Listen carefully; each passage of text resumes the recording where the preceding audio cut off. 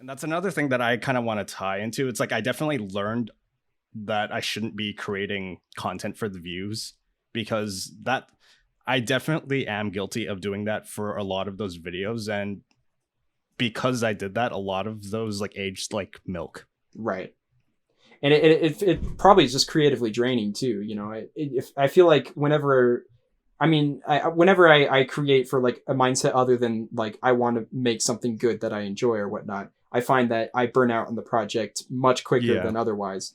Right now with this podcast, this is a little bit of a passion project for me because most of the things I talk about just with friends in general is creative things, and being able to share that with all the people watching, it's like combining two different worlds, and I've felt a crazy amount of ambition and dedication that has not like left since the first day I started doing this.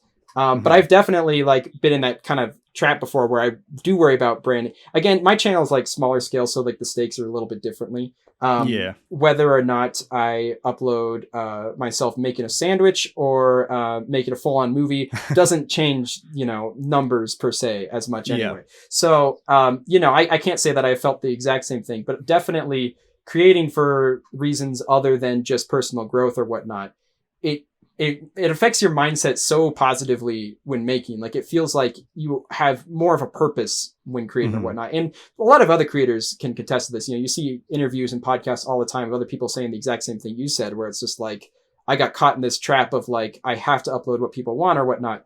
And then Yeah. ultimately, you know, you find that you enjoy creating less. Um, Mhm. and nowadays, in particular, do you feel like those kind of videos that you originally make it, do you think that those are now like, I feel like I've been seeing less and less of those kind of videos nowadays because, you know, YouTube trends just change like all the time. Yeah. And because you've been on the scene for so long, a question I wanted to ask is just like, how do you in general feel about like the different trends that change, not just in what the audiences want to see, but also in what creators want to make or whatnot? Do you feel like Mhm. the disconnect between what audiences want and what creators want to make has been getting like bigger over time on YouTube?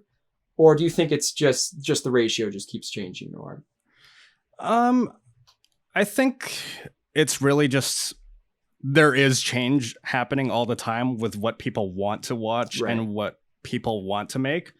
The only thing that you can do from a creator point of view is just to be able to adapt. That's the biggest thing, because nobody as a creator is able to do 100% what they want to do on an online platform. That's just the brutal truth to it. right, There's always some sort of compromise that has to happen.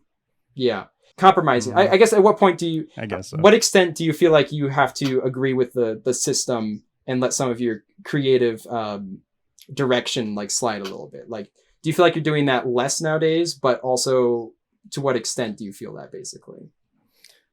Um, Not too much these days. If because here's the good thing about online content creation now. There's so many different platforms that you can create for now. Like nothing's just tied to YouTube anymore like it used to be back in the day, right? Like Right. you also have Twitter, you also have Instagram, Mhm. TikTok, even though I haven't really done that. And But with music specifically, there are tons of different streaming sites nowadays. You know, oh back in yeah. the day, I think, you know, around when you started, I don't think Spotify was really a thing yet, right? Yeah, that was definitely not really a thing. If anything, the big giant there was iTunes. Right. So there's more and more opportunities opening up, and you feel like now you can kind of create what you really want to create without any worry about specifically trying to beat algorithms or whatnot, or reaching Mhm. trends and whatnot.